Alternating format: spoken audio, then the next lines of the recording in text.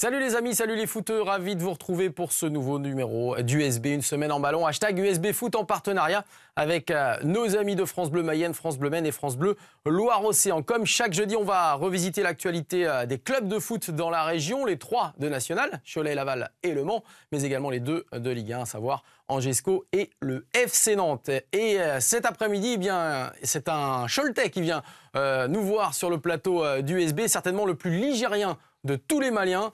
J'accueille sur ce plateau Ismaël Keita, le milieu défensif du SO Cholet. Salut Isma, ça va bien?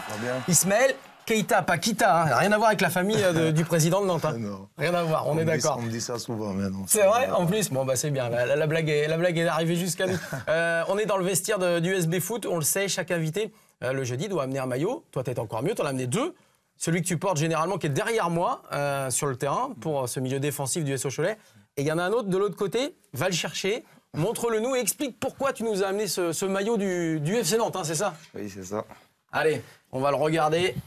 On s'assoit et on le regarde ensemble. Un maillot d'abord montre-le bien, de Koulibaly. Koulibaly. Khalifa Koulibaly, attaquant Du FC Nantes. Du FC Nantes et grand copain? Ouais, c'est vraiment comme un frère. C'est un maillot qu'à la base, je voulais vraiment encadrer pour moi-même. Mais bon, quand on m'invite, c'est vraiment un honneur d'être là ici. Donc je suis content. C'est gentil. J'ai ramené pour vous parce que... Ah, tu nous le laisses en plus? Parce que je pense que vous méritez, oui. Waouh, c'est très sympa à toi. En tout cas, c'est vrai que la plupart des invités, ils s'en vont avec leur maillot. Mais non, bon. non, moi je ramène ça. Et bon, très sympa. C'est avec plaisir, ouais. Il te l'a offert quand au début, à la base, justement? C'était parce qu'on rappelle, il est international malien. Oui. Comme toi, malien également. Quand est-ce qu'il te l'a offert? C'était pourquoi? À quelle occasion? Il me l'a offert parce que c'est symbolique.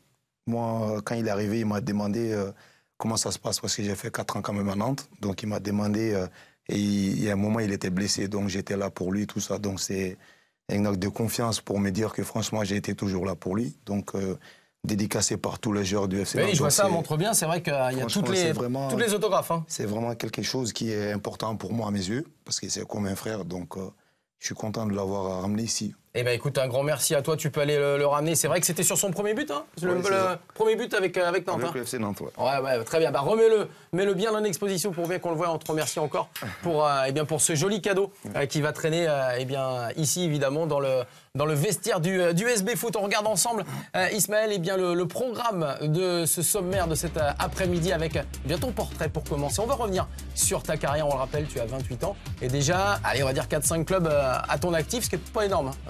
Dans les années 2010-2020. Avec également la Ligue 1 au programme, on parlera d'Angers, mais également de Nantes, qui respire avec la victoire face à Bordeaux. Et puis le National, puisque tu joues du côté du Maine-et-Loire, avec le Mans qui devrait savoir, parce que 2 défaites consécutives, ça n'était pas arrivé au Manceau encore cette saison. On verra s'ils peuvent réagir. On reparlera bien évidemment du derby entre Laval et Cholet, avec un scénario incroyable. Allez, on est parti, mais avant cela, on va faire une petite dédicace au foot féminin. Ce jeudi soir, l'équipe de France féminine joue du côté de Laval, d'ailleurs, du stade Francis Lebasser, France-Allemagne, avec l'équipe de France, juste avant la Coupe du Monde 2019, qui aura lieu donc en France, notamment avec le stade le plus proche. Ce sera le stade du Stade Rennais, justement, qui accueillera l'équipe de France féminine. Voilà, t'es prêt, Ismaël? Oui. Allez, on est parti. Et on commence dans cette USB Foot par notre invité du jour, Ismaël Keita. On l'a dit, on va le découvrir un petit peu plus sérieusement. On va commencer par simplement sa fiche d'identité. On le disait, Ismaël Keita, il est né le 8 juillet 1990. Une date un petit peu symbolique parce que c'était la date d'un sacré match de foot, Ismaël. Ouais, finale de la Coupe du Monde 90. Finale de la Coupe du Monde, tu te rappelles? Allemagne-Argentine, on me le dit souvent. Et voilà, c'est sacrée coïncidence quand même. Ouais, franchement, c'est la vie comme ça. C'est la vie qui est comme ça. On l'a vu également, Ismaël, FC Nantes. Raconte-nous un petit peu, tu arrives au FC Nantes, tu as tout juste 20 ans. Ouais, j'arrive, j'ai 19 ans, parce que je suis arrivé en 2009. Oui, en 2009, donc du coup... T'es arrivé de l'académie? Ouais, l'académie Stanisław Keita. Donc franchement, tout s'est bien passé. Dès le début, j'ai eu un coach qui a été toujours là pour moi. Mais jusqu'à aujourd'hui, on s'envoie des messages, c'est Eli Bob, que je remercie toujours. C'est lui qui a fait que je suis là aujourd'hui. Donc c'est là-bas que tout a commencé. Donc c'est vraiment symbolique même de ramener ces maillots aussi. Donc, mais oui, parce que ce maillot, c'est peut-être celui de Khalifa Koulibaly. Ouais. Mais regarde, justement, face à toi, le maillot du FC Nantes, tu l'as porté et face à des sacrés grands joueurs. Ouais. On va regarder, il y a notamment un certain Eden Hazard, il me semble bien. Et ouais, regarde, souvenir, ça, 2010, 2011. Ouais, Coupe de France. En plus, ils ont rapporté Coupe de France. Ils ont fait doubler, quoi, championnat. Ouais, Avec sacrée la grosse équipe. équipe, ouais, Moussa Sow, tout ça. Ouais. Ah, Franchement, c'est vrai souvenir, ça. Et là, t'es hyper jeune, t'as 20 ans. Ouais, 20 ans. Tu découvres le foot professionnel, le haut niveau, avec des joueurs évidemment qui ont marqué et qui marquent encore l'histoire du foot international. Les 4 ans, raconte-nous brièvement comment ça se passe. Il y a la Ligue 2, Oui. tu t'affirmes au fur et à mesure, et puis derrière, ça se passe un peu moins bien. Bah, c'est comme dans la vie, souvent, il y a des échecs. Pour moi, c'est même pas un échec à Nantes. Ça a été Une grosse réussite. un apprentissage à la base, parce que j'étais venu, je connaissais pas ce monde. Donc, au tout début, c'était un peu compliqué, mais après, j'ai commencé à faire des matchs souvent, mais après, ça s'est compliqué un peu avec le coach Derzakarian qui m'a fait trop confiance. Mais ça arrive, c'est le football. Après, j'ai réussi à jouer des matchs et on est monté.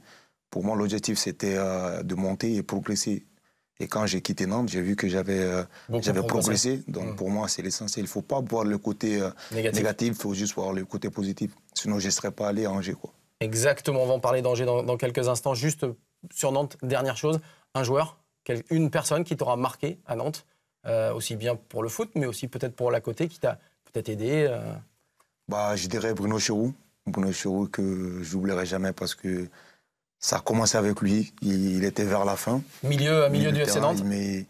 Il me parlait, il me disait le football c'est comme ça, il faut être un leader, tu as ça en tête. Donc il faut maintenant le conserver et donner aux autres aussi. Parce qu'il m'a dit, franchement, le football c'est difficile, mais il faut vraiment s'accrocher, quoi. Il faut s'accrocher, et justement, tu parlais que ça t'a servi, tu as progressé énormément du côté Nantes, et derrière, tu signes du côté d'Angesco, où également tu vas découvrir, on va dire, un club neuf dans le milieu du foot pro, parce que ça progressait d'année en année, ils étaient remontés en Ligue 2. Qu'est-ce qui se passe là-bas? Comment ça se passe pour toi? Bah, moi, à Angers, le contact s'est fait tranquillement, parce que dès le mois de janvier, j'avais déjà signé le premier contrat, parce que j'avais la confiance du coach Stéphane Moulin et Olivier Piquet, qui m'ont dit, nous, on voit que c'est compliqué un peu à Nantes, mais tu es un joueur qui nous intéresse. Donc du coup, moi, depuis le mois de janvier, j'avais signé là-bas un pré-contrat. Et tout s'est bien fait à Angers. Et je vais là-bas encore où je monte. Donc pour moi, franchement... Que tu ailles à Nantes encore ou à Angers maintenant, voilà, pareil, les retours sont bons. Voilà. Ouais. Et je remercie encore le président Franquita, qui m'avait déjà proposé 2 ans avant de partir à Angers. Mais pour moi, c'était compliqué par rapport à Derzakarian. Donc j'ai fait le choix de dire, ouais, il faut que j'aille... voir autre chose, quoi. D'accord, c'était effectivement ton choix, malgré la proposition de renouvellement de contrat du côté du FC Nantes. 3 ans à Angers, ouais, Angers, ouais. 3 ans du côté d'Angers. Et puis un départ, du coup, aussi vers la Ligue 2, vers le Paris Football Club. Ouais.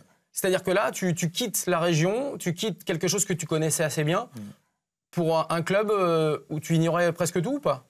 Non, j'ignorais pas tout, parce que je connais le coach qui était là-bas, Jean-Luc Vasseur, que je connaissais par rapport à Eli Bob, tout ça. Donc, moi, à Nantes, j'avais moins de temps de jeu, je jouais pas, pratiquement même pas. À Angers, donc, du coup à Angers, du coup, quand on est monté en Ligue 1, et vers les 6 derniers mois, c'était un peu compliqué. Il m'a dit, bah, viens, nous, on a un bon challenge. Et moi, j'aime bien les challenges. Donc, j'ai dit, il n'y a pas de problème. Mais vous aller jouer que de rester en Ligue 1 et sur le banc ou même hors groupe. Donc, j'ai dit, je vais aller faire les 6 derniers mois là-bas, et tout s'est bien passé. Tout s'est bien passé. Tu prolonges pas là-bas, du côté du Paris Football Club? Bah, je prolonge pas là-bas parce que financièrement, j'avais d'autres propositions plus alléchantes que de rester, parce que malheureusement, on ne s'est pas maintenu. Bah, j'ai eu directement un club turc qui m'a fait une proposition. On voit bien Gaziantep. Alors nous, on ne connaît pas trop Gaziantep. Situe-nous, c'est pas du tout du côté de... C'est à 50-30 minutes de Alep, c'est pas loin. D'accord. À côté de la Syrie. À côté de la Syrie. Ouais, mais c'est sacrée expérience. Voilà, donc non, moi, j'ai eu aucun problème là. Les gens, pour moi, dans le monde aujourd'hui, tout est possible, quoi. Il faut aller vivre les choses pour savoir comment ça se passe, parce que c'est facile de dire, il y a ça, il y a ça. Mais moi, quand j'étais là-bas, c'était une belle expérience, donc j'étais content. Tu parlais au niveau de la sécurité, justement, tout était fait pour que ça se passe bien dans votre encadrement. Tout était nickel, ouais. Tout était vraiment bien. Pareil, là, tu fais une expérience de 6 mois. Pourquoi tu veux pas rester là-bas si ça se passe bien? Bah, pour moi, c'était compliqué aussi, parce que c'est vraiment le football qui me plaît. C'est professionnel, mais il y a un moment, j'ai été là-bas, j'ai pas eu ce que je voulais, parce que je me blessais, j'arrivais pas à enchaîner les matchs. Donc, après, il y avait mon fils qui parlait pas la langue, c'était compliqué. Donc, ton fils de 5 ans, donc il n'y a pas d'école internationale pour les enfants là-bas. Pour l'enfant là-bas, il faut aller à Istanbul. Et moi, j'avais pas d'offre là-bas. Donc, je me suis dit, si je fais 6 mois où j'ai pas ça, je préfère revenir en France parce que j'avais des sollicitations des clubs en Ligue 2, en National. Donc, j'ai privilégié de revenir en France. Et là, tu reviens en France et tu reviens du côté du FC Cholet. Eh oui, du FC Cholet qui t'accueille. Donc, c'était quoi, en janvier 2017 Non, en novembre 2017. Ouais. Novembre 2017, oui, effectivement, ouais. Il y a un an et demi, un peu moins d'un an et demi. Et donc, on te voit justement avec ce maillot du SO Cholet. Ouais. Pourquoi le SO Cholet, d'ailleurs? Parce que tu disais, tu avais d'autres propositions en Ligue 2, d'autres propositions de club de national. Pourquoi Cholet? Cholet, je vais vous donner une anecdote parce que le football, il est fait comme ça. C'est incroyable ce qui m'est arrivé parce que le président Benjamin Irezeglou, il me suivait depuis Angers. Depuis en 2014, il me dit, toi, tu joueras chez moi. J'ai dit, c'est pas possible. Je suis en Ligue 2, voire en Ligue 1. Ouais. Ils étaient en CFA2. Oui. Il me dit, t'es un joueur qui me correspond. Donc, tôt ou tard, tu joueras pour moi. Je sais pas comment il a fait. Et il y a un moment, ça passe pas bien en Turquie parce que c'est un Turc, je l'ai appelé. J'ai dit, président, je suis en... T'avais gardé contact? J'avais gardé... On est resté en contact. J'ai dit, président... Franchement, c'est un peu compliqué, les clubs de Ligue 2. Vous savez comment le football, ça se passe. Ils t'appellent pas. Il m'a dit, moi, t'es comme un petit, viens, t'es chez toi, j'ai un challenge pour toi. Moi, je veux monter. Et l'expérience que tu as, les projets que tu as, j'ai un bon projet pour toi. Donc, franchement, tout s'est passé comme ça, quoi. Naturellement, et ce qui explique ton retour du côté du SO Cholet et de l'ouest de la France. Alors, c'est vrai que c'est beaucoup moins médiatisé, on le sait, le championnat national. On va revenir sur une de tes interviews, c'était du côté du Paris Football Club. On va écouter ensemble déjà, et puis on va reparler. On écoute.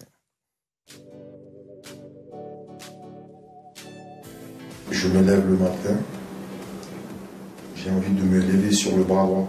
Si je me lève sur le bras gauche, ma journée, c'est bizarre. Mais le bras droit, ça va. C'est le bras gauche, soit je m'engueule, soit il y a un mauvais truc qui va m'arriver.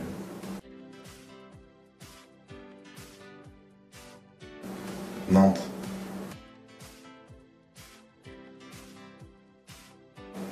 Mon bracelet. Le foot, c'est dans la vie, je sais pas. Peut-être un aventurier. Tu t'en souviens de cette interview? Ouais, alors, Nantes, ton club préféré quand tu étais petit, tu te lèves jamais du bras gauche? Non. Si je me lève et que je vois que je me suis levé, j'ai dit, attention, dans le vestiaire, où des fois, les mecs, ils me disent, il est fou. Mais je sais pas. Ou dans la journée, je vais m'engueuler avec, je sais pas qui, c'est dans la rue ou avec... C'est pas bon.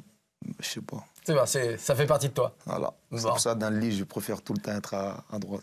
Et me lever à droite. Allez, on reparlera de ton avenir, puisqu'on a vu un petit peu le jeune passé d'Ismaël Keita sur ces images, mais on parlera évidemment de l'avenir avec toi. On va tout de suite passer à un autre chapitre de cette USB Foot. La Ligue 1. Et oui, la Ligue 1, avec tout de suite le classement de cette Ligue 1, de ce championnat, où figurent Angers et Nantes, vous le voyez. Angers en 12e position avec 33 points, Nantes en 14e position avec 30 unités au compteur. Des équipes qu'on va suivre, bien entendu. Et on va commencer tout de suite par Angesco. Angesco, nouveau mercato. Alors, ce qui est bien avec toi, Ismaël, c'est qu'on peut parler des clubs, puisque tu les as fait à 3 clubs sur 5. Aussi, toujours un jour à Laval ou au Mans, mais en tout cas, c'est vrai que c'était sympa de t'avoir sur ce plateau. Angers, nouveau mercato, on le dit parce que les Angevins ont pris deux joueurs vraiment pendant ce mois de janvier. Tu suis d'ailleurs un petit peu l'actualité, tu vas les voir de temps en temps. Je sais qu'il n'y a pas Djibril Diop qui est arrivé du côté d'Angers, mais alors, on va regarder, c'est surtout sur la prolongation de contrat maintenant, sur les réseaux sociaux. A priori, Christian Lopez, qui c'est je connais, qui a joué à Lens, tout ça. Exactement. Eh bien, on va regarder. Normalement, il est sur le point de prolonger. Voilà, jusqu'en 2021. Christian Lopez, qui est arrivé du Racing Club de Lens, effectivement, on voit qu'Ismaël suit bien le foot pro. Et d'ailleurs, Vincent Manceau également, le latéral. J'ai joué avec lui. Ouais. T'as joué avec lui, avec Vincent? Franchement. Voilà, il est sur le point normalement aussi de prolonger. Il mérite. Mérité, joueur de club. Constant, toujours respectueux. Ouais. Depuis que je joue avec lui, franchement, il n'a pas de problème, c'est un bon mec. Bon, toi qui as connu justement Angers aux prémices de justement de la remontée en Ligue 1. Ce club, tu le vois vraiment grandir? Oui, je le voyais. Parce que quand on est arrivé, on était comme ça. Hein. Avec les vestiaires du USB Foot. Mais c'est un projet. C'est comme je viens à Cholet, pareil. Olivier Piquet me disait, t'inquiète pas, dans 2-3 ans, on va y arriver. Il croyait. Et moi, ça m'a rendu encore positif de venir chez eux. Parce que je voyais que tout le monde adhérait à ce projet. Et aujourd'hui, ils ont l'un des meilleurs centres de formation tout neuf, qui est vraiment professionnel. Il n'y a rien à dire. Angers, c'est une équipe qui progresse d'année à année. Tu les vois aller jusqu'où? Monter jusqu'où? Parce que là, depuis 5 ans, c'est la 5e année qu'ils sont en Ligue 1 et ils se construisent. Et là, on voit bien que c'est quand même devenu un peu fort là maintenant. Mais ils jouent toujours, on va dire, entre la 10 et la 15e. Est-ce que Angers peut aller plus haut dans les prochaines années? Pour moi, c'est un club déjà qui est solide. Qui est solide et ils sont humbles. Il y a l'humilité grave de chez grave. Parce que quand tu arrives, ils te disent, ouais, nous on est comme ça, on est équipe familiale. C'est comme à Cholet, quoi. C'est humilité, franchement, rien à dire. Et du coup, c'est un club pour moi, dans les années à venir, ils vont que progresser. Ils vont pas descendre comme 18e, 19e. Pour moi, c'est un club, ils recrutent, c'est malin, ce qu'ils font. Parce que, franchement, Olivier Piquet, le travail qu'il fait, c'est exceptionnel. Donc, pour moi, c'est un club qui va grandir de jour en jour. Bravo pour la transition, puisqu'on va parler du recrutement à Angers. Il y a un garçon certainement que tu connais, au moins de nom, c'est Axel Lablatinière. Eh bien oui, il est parti d'Angers. Il était arrivé en 2011 du côté d'Angesco au niveau de la cellule de recrutement. Et il a décidé donc de mettre un terme à son aventure en juillet. Donc voilà, bonne route à Axel. On ne connaît pas encore la destination. Alors, pour rien vous cacher, on l'a eu plusieurs fois au téléphone. On lui a essayé de lui demander où il allait aller. Il a des contacts avec 2-3 clubs de Ligue 2, 1 ou 2 de Ligue 1. Décision logiquement à la mi-mars pour Axel Lablatinière, qui a fait venir pas mal de joueurs du côté d'Angers. Moi. Toi? Voilà. Et ben voilà, on y arrive. Donc Axel Lablatinière, qui rejoindra certainement un autre club de Ligue 1 ou de Ligue 2. Personne attachante? Ouais, très attachante. Moi, il me suivait. Il venait voir mes matchs en CFA2. Comme je n'arrivais pas à jouer en Ligue 2 souvent, il venait voir les matchs. C'est lui qui a poussé à Olivier, le coach, à dire ouais, c'est bon. Et moi, c'est comme un papa. Franchement, il a connu mes agents. Tout le monde, il a adoré, quoi. Axel Lablatinière, franchement, rien à dire. Bon, et ben voilà, on lui souhaite également bonne route et surtout qu'il nous appelle pour nous donner sa destination, comme ça on pourra en reparler sur ce plateau du USB Foot. Voilà, on a fait un petit peu le tour d'Angesco. On va passer à l'autre actualité du club de la région, il s'agit du FC Nantes. Le Yellow Bazar, oui, elle était facile avec le Yellow Park, c'était l'appellation au début de la construction du nouveau stade. Évidemment qui devait avoir lieu avec notamment Valdemar Kita associé au départ avec Johan Joubert, le promoteur de réalité. Finalement, je ne sais pas si tu as suivi l'affaire. Oui, j'ai suivi. C'était en septembre 2017. Puis le projet immobilier n'a pas vu le jour. Du coup, il n'y avait que le stade qui allait se construire. Et puis finalement, il n'y avait pas eu du tout de stade. On va évidemment en reparler dans quelques instants de cette grosse actualité hors foot. Mais l'homme de ces derniers jours, il s'appelle Nicolas Pallois, du côté du sportif, du côté des Nantais. Nicolas Pallois, et oui, qui a marqué face à Bordeaux, son ancien club, l'ancien club également d'Emiliano Sala. On savait que Nicolas Pallois était le plus proche d'Emiliano. Et ben voilà, c'était sa semaine. Il y a quasiment 10 jours, il était à l'enterrement de son pote. Et après, il marque à la Beaujoire. C'est un beau clin d'œil quand même. Ouais, vrai bon clin d'œil parce que c'est un mec qui mérite, c'est un bosseur. Et quand tu le vois jouer, tu as envie de dire, ouais, franchement, je le vais dans mon équipe, quoi. Pallois, pour moi, c'est l'ADN de Nantes aujourd'hui. Tout ce qu'il montre, c'est incroyable. À l'image de ce but, il met tout, quoi. Il met tout et en plus, superbe but. Bah oui, c'est vraiment un bon mec, ça se voit. Bon, alors Nicolas Pallois, celui qui en parle le mieux en ce moment, c'est Florian Cazola, notre confrère de France Bleu Loire-Océan. On l'écoute. Ce but de Nicolas Pallois, c'est tout un symbole. D'abord parce qu'il a marqué contre son ancien club, les Girondins de Bordeaux, club avec lequel il s'était quitté un petit peu en froid avant de s'engager avec le FC Nantes. Pour le défenseur central des Canaries, c'est déjà sa 2e réalisation cette saison en Ligue 1. C'est son 5e but dans l'élite depuis le début de sa carrière. Et puis, 2e symbole, 2e clin d'œil, cette reprise de volée du gauche sur un centre de Valentin Rongier. Un vrai but but d'attaquant comme un hommage à Emiliano Sala. Et puis, qui mieux que Nicolas Pallois pour tourner cette page très douloureuse et pour relancer une équipe qui n'avait plus gagné à la Beaujoire depuis 1 mois et demi et qui certes n'a plus rien à jouer en championnat, mais qui a encore quelque chose de très intéressant à réaliser en Coupe de France. Et oui, Florian, ce sera Nantes-Vitré du côté du stade Francis Lebasser à Laval. Ce sera le 6 mars prochain en quart de finale. On sait maintenant que Rennes, Lyon et le Paris Saint-Germain sont qualifiés pour les demi. Ismaël, on va évidemment revenir sur ce qu'on disait, sur ce dont on parlait, le stade du côté du FC Nantes. Pas de stade. Alors on va regarder les réseaux sociaux qui ont été assez dithyrambique sur cette façon de sortir de cette impasse. Énormément de posts sur les réseaux sociaux. Alors là, évidemment, il y en a un qui a mis l'image d'Emiliano Sala où il y avait le drapeau oui à la rénovation, non à la construction, évidemment, d'un côté. Et puis, ça s'est passé comme ça. C'est-à-dire qu'on a décidé, du côté de la mairie de Nantes Métropole, de ne plus accorder le stade, le deuxième stade du côté du FC Nantes. Et c'est justement le carton rouge de cette USB Foot. Et oui, le carton rouge, tout simplement parce que ça fait longtemps que ça dure. Septembre 2017, ça fait 1 an et demi quasiment qu'on nous annonce un deuxième stade, que Valdemar Kita et le maire de Nantes s'étaient affichés ensemble. Finalement, ça débouche sur rien. Alors, on va justement demander à Olivier Quin, à notre confrère, ancien joueur de foot du FC Nantes notamment, de nous donner un petit peu sa version de l'actualité nantaise à chaud. On écoute Olivier Quin.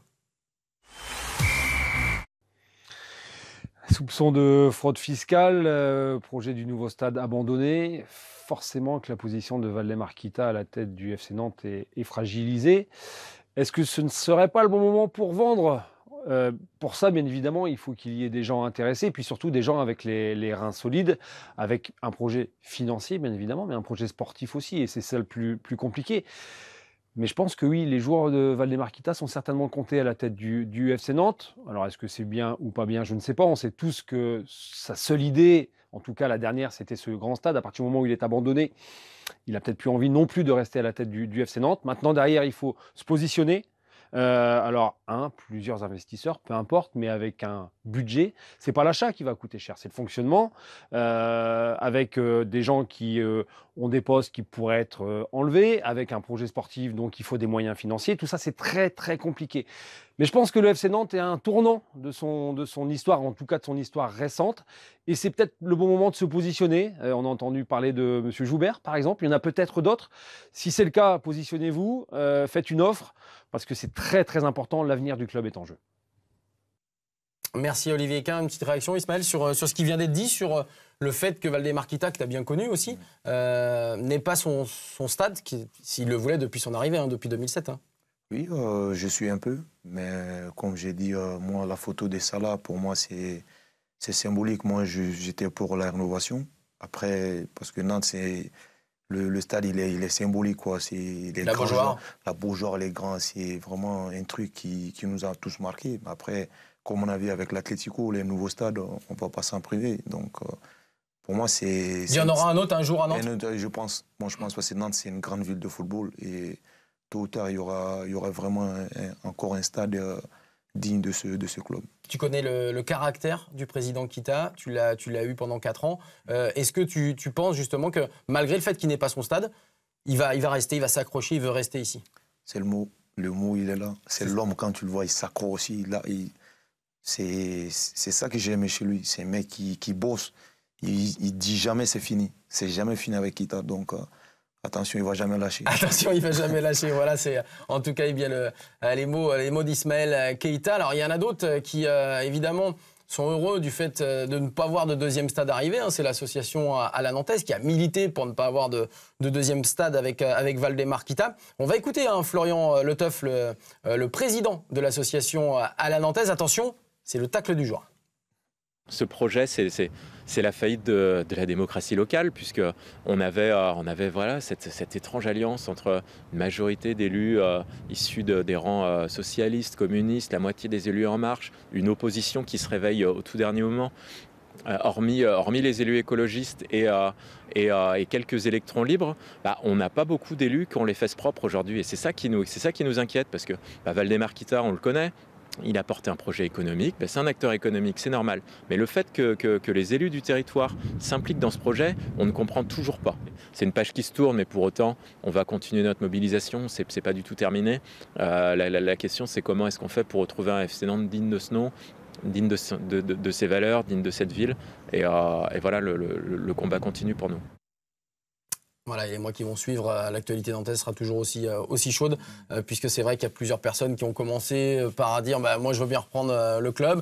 On va voir s'il y aura des propositions en tout cas alléchantes. Le président Kita, via son entourage, a dit pas à moins de 100 millions d'euros le club. Bon, ouais, après ça va peut-être calmer. Quand même, ça vaut, parce que ce qu'il a mis dans le club avant que moi j'arrive, j'entends des échos, c'est incroyable. Il a vraiment mis des sapoches même, franchement. On ne se rend pas compte souvent. Et le président, il donne tout, quoi. Il donne tout. Après, attention. Il donne tout à tous les niveaux. Effectivement, il est omniprésent sur ce club du FC Nantes. On va regarder ensemble, Ismaël, les matchs à venir du côté d'Angers et de Nantes. On va revenir à l'actualité sportive avec la réception, attention, de Monaco pour Angers. Monaco qui a changé énormément de joueurs et qui devrait donner une superbe affiche du côté du stade Raymond Kopa. Et puis le déplacement compliqué des Nantais à Guingamp. Guingamp dernier, Guingamp qui a besoin de points. Et ce sera évidemment pas simple du tout pour les Canaries. Isma, on a fini l'actualité de la Ligue 1. On passe tout de suite à celle du championnat national. C'est parti. Allez, avec le classement tout de suite pour le championnat national, on va regarder nos amis du Mans, de Laval et de Cholet. Avec le Mans 3e, Laval 4e. Et Cholet 7e, ça a reculé un petit peu du côté du classement pour nos 3 équipes. Et on va débuter tout simplement par le Mans Rodez. C'est le match du week-end. Et oui, le Mans Rodez, le Mans qui va jouer contre un de ses prétendants à la montée en Ligue 2 comme lui. Un petit mot sur les Manceaux depuis le début de la saison. Tu les as joués. Est-ce que tu les vois quand même arriver à être dans les 2, voire les 3 quand même cette saison? Pour moi, c'est une équipe qui a été régulière. À part les 2 derniers matchs, ça a été compliqué. C'est une bonne équipe qui va vers l'avant. Quand on les a joués, on n'avait rien à les envier parce qu'on a fait un bon match là-bas, franchement. Mais c'est une équipe vous faites un partout. On fait partout. Et franchement, c'est une équipe solide et ils ont tout pour aller en Ligue 2. Et pourtant, on va regarder avec les images, deuxième défaite consécutive, bizarrement. Ils avaient un calendrier entre guillemets favorable. Défaite à domicile contre Villefranche en Beaujolais et puis défaite à Tours, qui ne mettait pourtant pas un pied devant l'autre depuis quelques temps. 2-0, ils vont perdre les Manceaux sans vraiment de réaction. Alors, on a le droit, quand on est un club qui a fait quasiment 5 mois sans défaite, d'avoir un petit coup de mou. Ça arrive. Ils vont rebondir.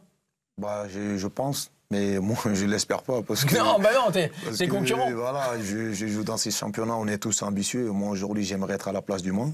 Et pourquoi pas dire, on a l'ambition de monter. Parce que pour moi, Cholet, c'est une équipe qui mérite, même si c'est la 2e année, mais on a un président ambitieux, on a des coachs qui sont vraiment là pour nous faire progresser, à l'image de Alain Blachon, qui est vraiment là. L'entraîneur adjoint. Adjoint qui est vraiment là. Et passé par des grands clubs de Ligue 1 aussi. Voilà, donc...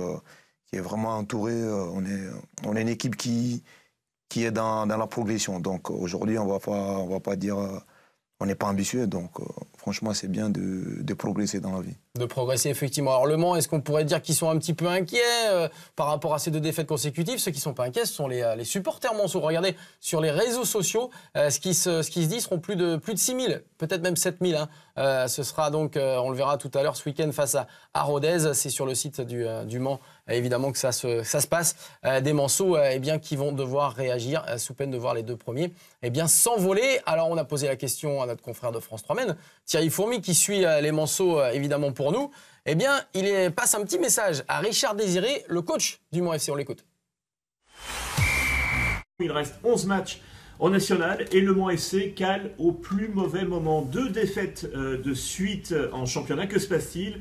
Alors c'est vrai que le coach Richard Désiré a longtemps déclaré que l'équipe n'avait pas de marge de manœuvre. Il y a aussi ce problème récurrent au niveau offensif, mais le Mans va devoir retrouver une dynamique pour pouvoir aller chercher cette accession. Alors c'est vrai, Richard Désiré rappelle que c'est un promu, que l'équipe il y a encore 19 mois était en CFA2, mais c'est tout de même le 2e budget de national, donc des obligations. saison et une obligation notamment d'aller jouer jusqu'à la fin de la saison cette accession en Ligue 2. Ça serait une première pour le coach Richard Désiré qui n'a jamais été confronté à ce challenge d'aller chercher une accession de nationale en Ligue 2. Donc c'est à lui d'activer, de trouver les bons ressorts, de donner confiance à ses joueurs, un véritable challenge pour relancer la dynamique. Les Manceaux auront l'avantage de recevoir leurs deux principaux adversaires pour l'accession. Ça commence dès samedi face à Rodez.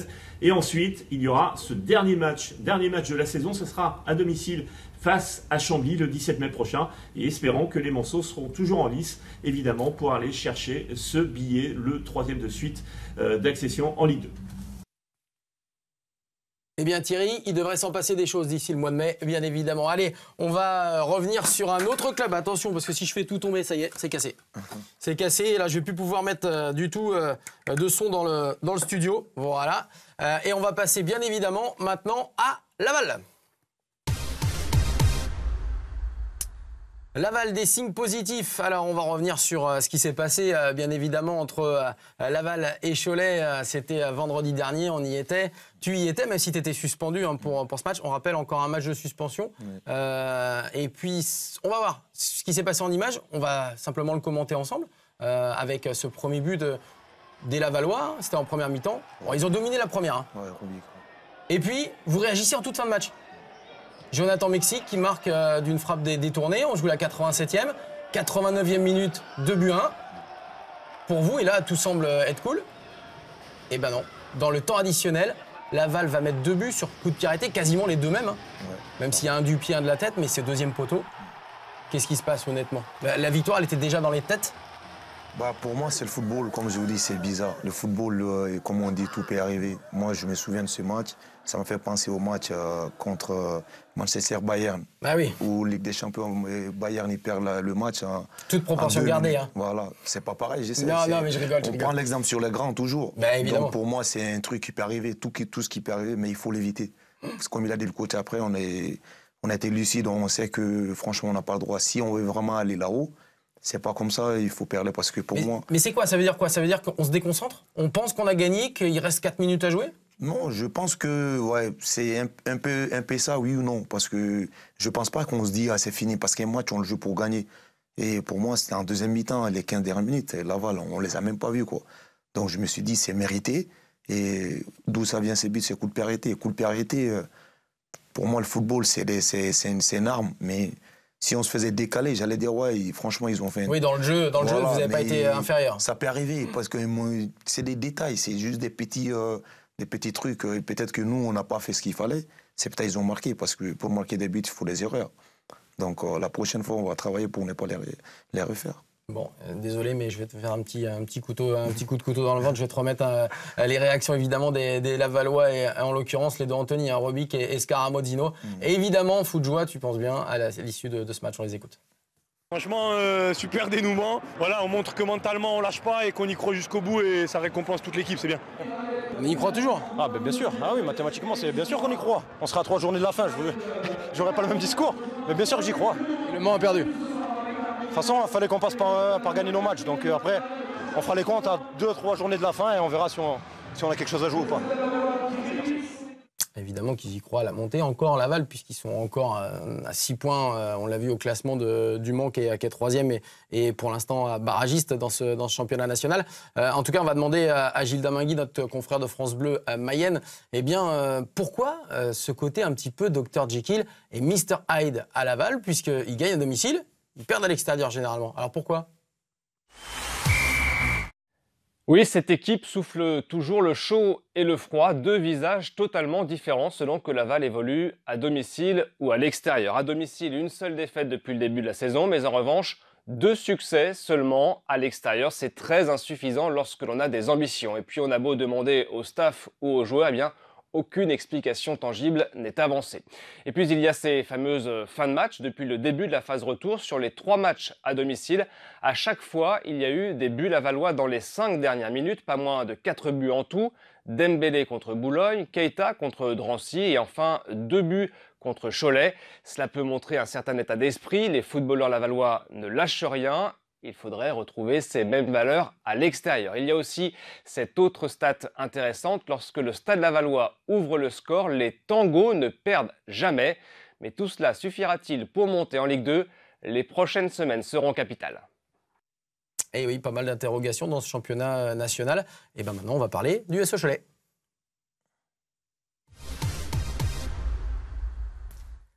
Le SO Cholet, si près, si loin. Alors, si j'ai mis ça, Ismaël, évidemment, c'est que vous étiez tellement près de la victoire et de remonter au classement et de repartir un petit peu qu'on se demande si vous n'avez pas les pieds un petit peu, les pattes un peu coupées par cet échec, ou est-ce que le groupe croit encore en cette montée en Ligue 2 ? Le groupe croit toujours parce qu'on est ambitieux, comme je vous ai dit. On est une équipe qui est jeune, on va dire ça, parce qu'on a plusieurs jeunes joueurs chez nous, mais après, ça ne veut pas dire qu'on n'est pas constant.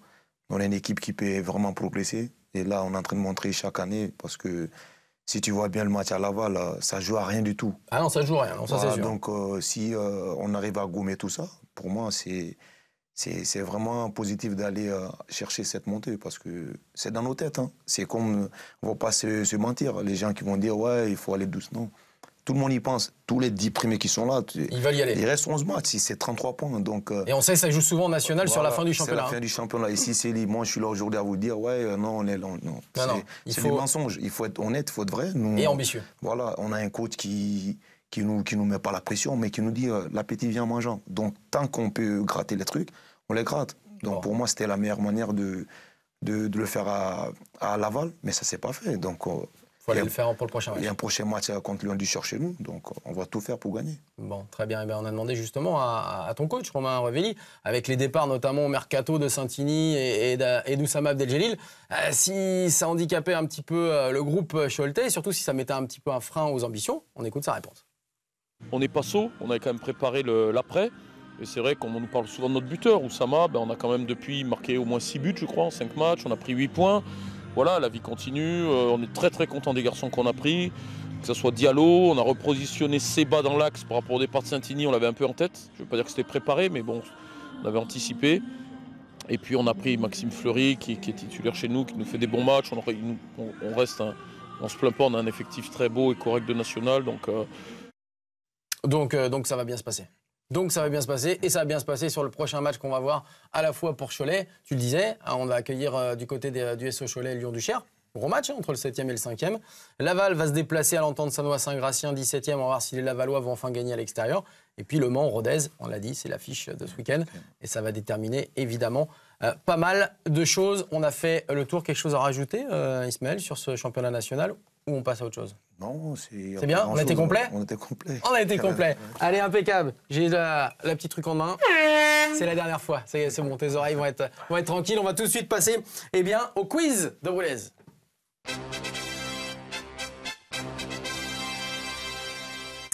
Le quiz. Je sais pas, Ismaël, si t'es au courant. On est par là.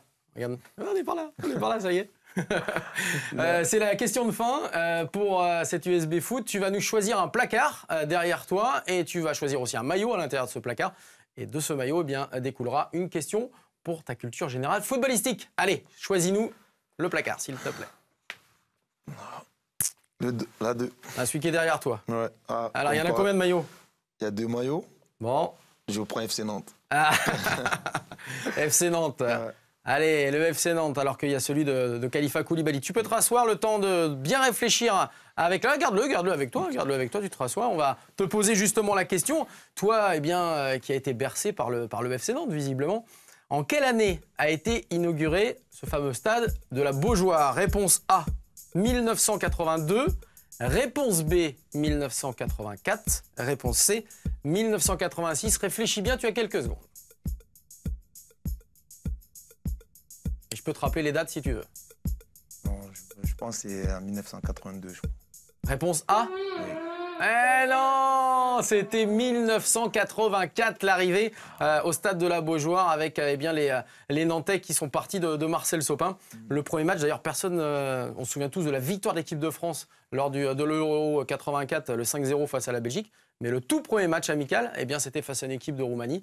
Et les Nantais avaient perdu, ils étaient opposés à cette équipe de Roumanie, ils avaient perdu 1-0. Allez, c'est pas grave, tu peux venir me rejoindre quand même, Ismaël, avec... décidément, elle arrête pas de tomber, on va mettre le maillot comme ça. Et on finit toujours en Mister Ismaël Keita, ici sur USB Foot, par un coup de cœur. Et le coup de cœur, eh bien, il va être, regarde, pour les Nantais avec le Brésilien Fabio. Et ben voilà, il a dessiné une petite marelle. Et il joue avec ses filles à la marelle. Ouais, on est toujours un grand enfant, non? Franchement, Avec ton fils aussi? Ben non, c'est un fils, il joue pas à la marelle. Il joue à quoi? lui joue au foot. Ah, il joue au foot, évidemment. Il aime le foot à bloc. Écoutez, on va te remercier, Isma. Merci. Merci pour ta venue. Un grand pour Cholet pour cette fin de saison. Et puis pour toi et pour l'avenir, tu es le bienvenu quand tu veux ici à USB Foot. Pas de problème. Et merci pour le maillot. Merci, c'est vraiment gentil. Allez, à jeudi prochain. Ciao, ciao.